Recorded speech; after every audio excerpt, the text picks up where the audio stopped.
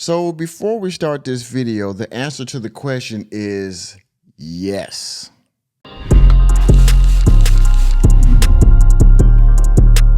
Welcome back to the Working Man Podcast. I am your host, Nicholas J. Fury. Now, we all understand that in this age of modern dating, everybody is free to have their standards, okay? There's nothing wrong with that. However, men have been dating down for years. Shout out to Coach Greg Adams, who had the legendary clip from that news station where the guy was talking about you're dating down. Because you're dating down. I hate that, yeah. What is that about? It wasn't called dating down. Right. Yeah. When men were the breadwinners and all that kind of. Men do it all the time, okay? We get to a certain level of status and success and achievement, and then we look for a woman to start a family with, take care of a household, be our peace, as everybody likes to say, to somehow add some type of fulfillment to our life that we somehow feel like we didn't already have, okay? Or to start a legacy, if you will. Shout out to Coach Greg Adams again, how he, talks down this legacy thing, right? But that's essentially why men do it, okay? To have children, to have something to pass down and things of that nature, okay? Which is all fine and good. However, women nowadays have gotten to a certain standard in their life as well. They've reached a certain level of success and achievement and things of that nature. And they're starting to try to grade men on a certain level. And because of their achievement and status, that pool of men that they're trying to pull from gets smaller and smaller as they progress in life. All right. And so they're not willing to take sacrifices. They're not willing to concede or make compromises in these standards, which is causing them to have a lot of problems in the dating market, which most of us men have already figured out for decades, okay? As you can see here from the New York Post, women are using the 666 dating rule to find the perfect man, but is it hurting their chance at finding love? Yep. Yes, indeed it is. Because like I stated a few seconds ago, they're going to use this rule to try to find a man that wants them. But when you add on, their arrogance with their success, when you add on the fact that they might be a single mother or divorcee, when you tack on the fact they might have debt because of their success, coming through the ranks and things of that nature, their value gets less and less. Their age, things like that, how promiscuous they've been. This takes away from their, quote unquote value. And so also that will shrink the amount of men that will want them. So let's read this article and rehash information that most men and some women have already figured out. Let's go. People are just discovering, like I just said, what dating profiles with 666 mean.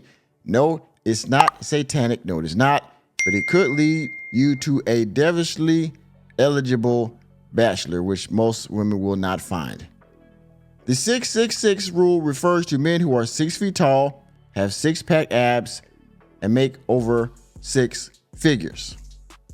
Now, there is a rule they're called the 666s, which they're not. They're kind of, I guess they made it modified a little bit, but there is a rule out there that's been out there for years that women try to go by called the 666s. And what that is a man that makes a 6-figure income, drives a 600 horsepower car, has 6-pack abs, is 6 months from his last relationship, is 6 feet tall, and has a 6-inch member. Bitch, ain't no way. Yeah. Ain't no fucking way. And most women will never, ever find a man that meets all 6 of these criterias, okay?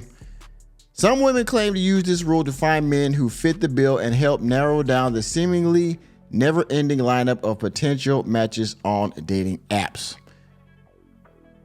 One more thing that I forgot to add that is also hurting women and men too, to a certain degree, and that is convenience and availability with dating apps out there. Women have a lot more access to men. All right, we all have seen the skewed I would say, ratios when it comes to dating apps, how women has all these options while men had to swipe a million times just to get one, right? And then, or two or three, right? And then to actually meet one and to hit off with one is even less. On the other hand, women, because, guys are thirsty, and that's, unfortunately the way we are, women have almost unlimited options. Their problem is there's only one or two that they really want. So even though they have plenty of options, the one that they really want is oftentimes not there, and that's their problem, okay? Their access to availability of options makes it almost worse for them because they still can't find what they want, and it's very frustrating for them, I'm sure.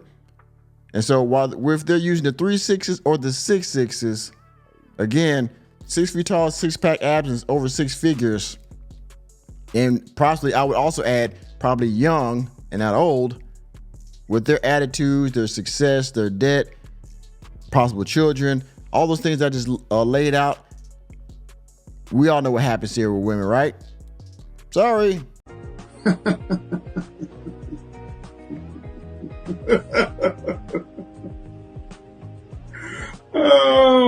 While the wide array of dating apps would appear to help younger adults find their one and only, the endless possibilities of swiping right and having made it more difficult for many young adults to settle down, especially with things like the 666 rule making it hard for most men to measure up. Here's another thing, right?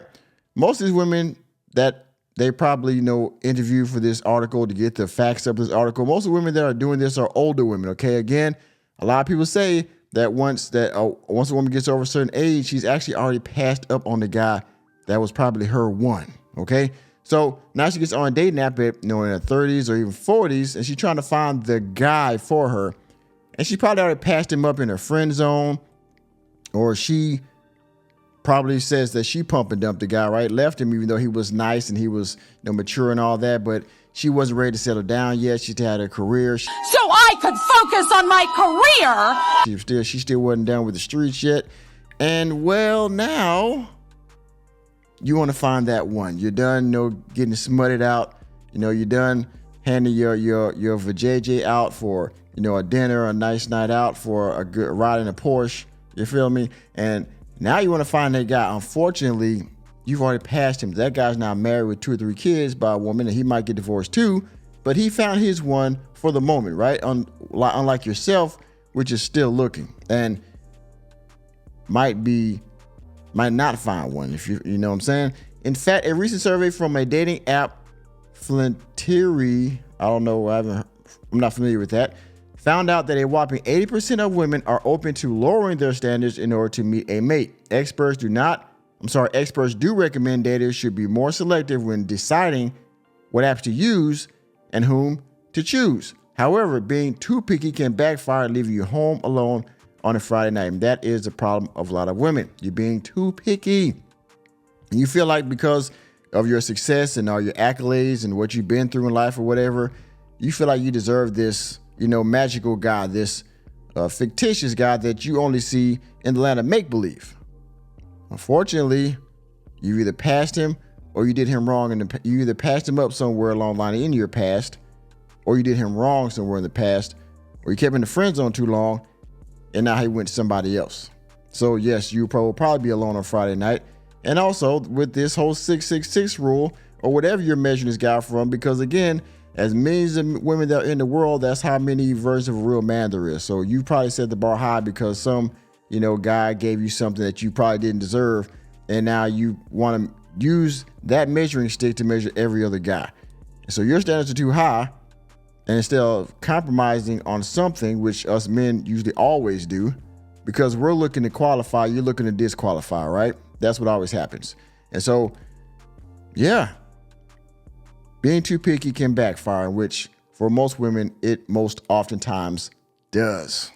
I've met tons of singles through my dating events, both men and women, who have crazy expectations for their partners, and I feel sad for a lot of them who are clearly feeling lonely and going to remain single forever. Dating expert Amber Soletti previously told The Post. She encourages daters to have dating deal breakers, but recommends that they be focused on deeper topics such as politics and views on child rearing. Here's another thing. Again, these come with compromises. You had to pick what you're willing to stand on, what you're willing to not stand on. Politics is something that you probably should not stand on. And child rearing is also something that you probably do not need to stand on, because those are two things that are definitely going to come with compromise in your household, all right? If you try to compromise on those types of deal breakers, you are going to end up in a relationship with a lot of arguing, resentment, and then eventual demise. So let it explain. The dating expert recognized that some seemingly superficial things like physical attraction do matter in a relationship, and simply recommends that singletons do not stick to their requirement list too strictly. Now, I agree. Physical attraction is very important, all right? And for men, that's something that we usually always look for first, and sometimes to our detriment. But outside of physical attraction, the other things, money and, the abs and the car and all, these are things that you probably need to compromise on. Because, like I said, the odds that you're going to find all three or all six in one man, you're better off finding, 2 or 3 guys to fill that. And in that case, you'll probably be forever single, right? Don't throw out all of your criteria. Just be willing to compromise on some. That is smart advice.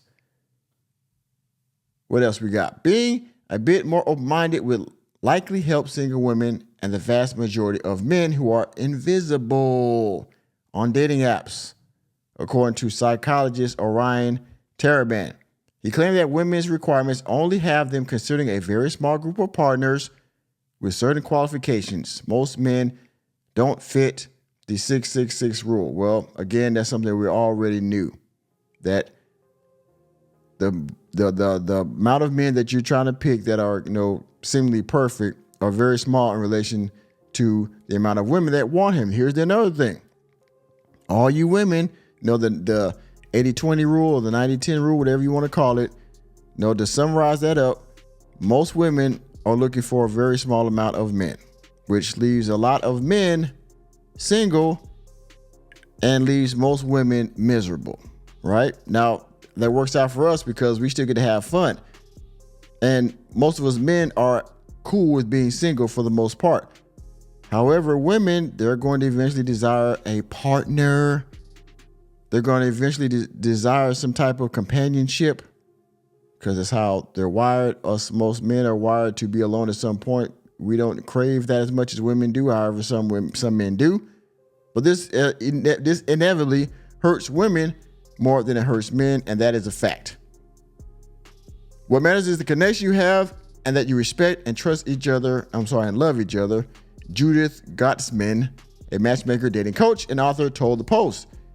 She suggests that women focus on finding a partner with a common lifestyle, life goals, and shared interests to find that. To help entice women to ignore the 666 rule and swipe right, experts encourage men to get creative and personal with their profiles. Okay, and again, that's okay. Well, let's get creative. How much creative can we get? The way these dating apps are, you pretty much gotta lay your whole life out in there for them to read it. Okay, of course, the standard things: your height, do you smoke, do you drink, have you been to college, where do you live, standard questions, what do you like, blah blah blah blah blah. Okay, so there's only so much swagger you can put on a damn dating profile. All right. Having good sense of humor, hobbies, and a good sense of style are more important to most women than your height, physique, and annual income. Unfortunately, that is not true, all right? Most women favor height, physique, and annual income because of how this economy is, because of how this world is. Income is very important. Height is important because of security and status, things of that nature. They're not looking for, and after that, then come the hobbies and the sense of humor and all that.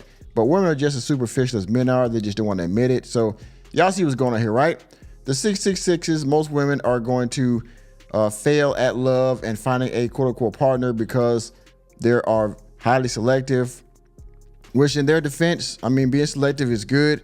Being too selective is very bad, right? So y'all see it. With that being said, thank you for attending another episode of the Working Man Podcast. I am your host, Nicholas J. Fury. Let me know what you think about women and their dating standards, okay? And is it or is it not hurting their chance of finding love? Answer the question, if you will, if you wish, down in the comment section. Please hit the like button, hit the subscribe button, and the notification bell on your way out of the door. And as these women are finding out today, and I'm drinking their tears because I love it. All right. Reality checks are free. See you next time.